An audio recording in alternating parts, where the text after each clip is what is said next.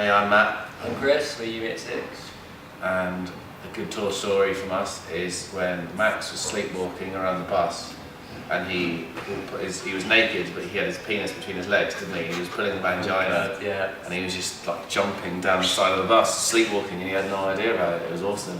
And that's probably the best tour story we've got. I think that is the icing on the cake. Yeah, I think that tops it. So you guys said in like other interviews that you guys have finally started to like find your sound with this album. What is your take on like what that sound is, and why do you think you're finally finding it now? I think we've kind of, because we started when we were really young, we were kind of like 16, 17 when we started, like Josh was like 15, and we were just really young and just kind of just wanted to sound like all our favourite bands at the time, whereas now obviously like being on our fourth CD, we're all kind of 23, 24, like we're a lot older than we were, and we're kind of writing for ourselves now, you know, like instead of writing to fit in with like a scene or other bands or anything, we're just writing what we want to play. I think the only way to describe it is really it's kind of just a step up from what we've done before. It's still everything about Unit 6 that everyone liked in the first place, but it's just a bit more grown up, a bit more kind of just like rock, kind of sort of like bands like Kings of Leon and Foo Fighters, stuff like that. So that's the way I describe it anyway. Yeah.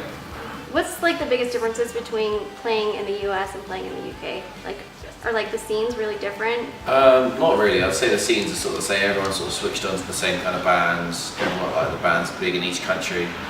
Well, I mean, the major differences are obviously there's a lot more places to play, there's a lot more drives to do and shows to do. Like you can do a full UK tour in like 2 weeks, whereas if you try to do a full US tour, you're here for like 2.5 months. I mean, it's just more people to cover really, more bases to places to go.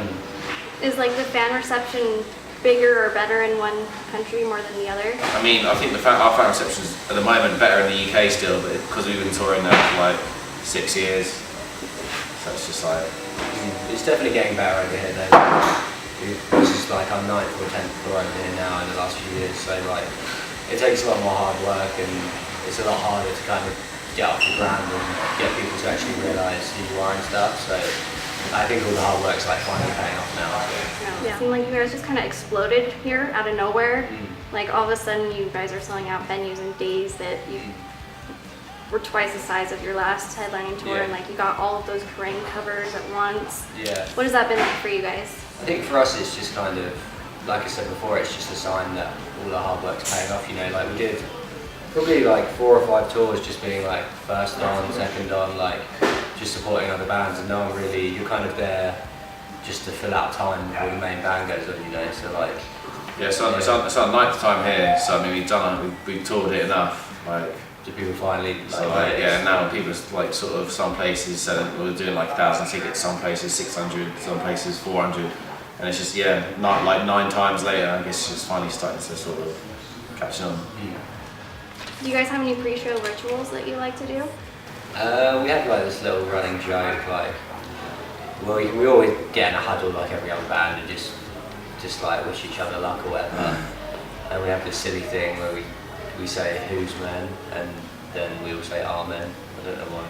Then like, amen. Yeah, it's like a little prayer, but yeah, it's kind of weird. But we've just always done it. It's just one of those things. Is there a time you haven't done it and the show didn't go well? Yeah, a few times. A few times, yeah.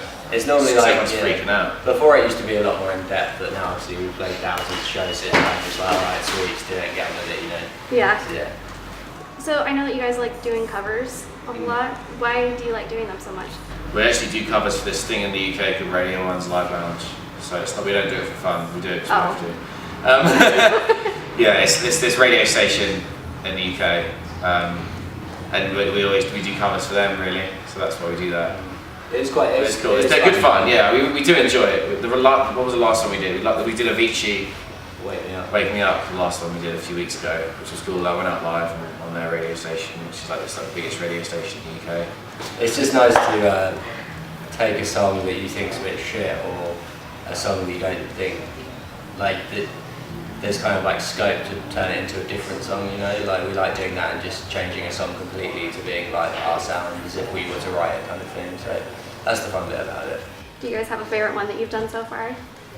I think probably the Avicii one was my favourite one we've done. That was fun just because it was so different.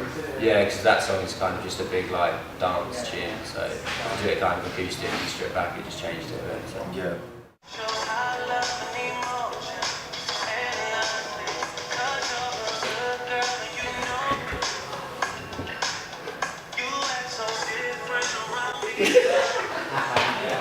That's good. Oh my god, you guys want to take a spin at it? No way. No way. That's fun.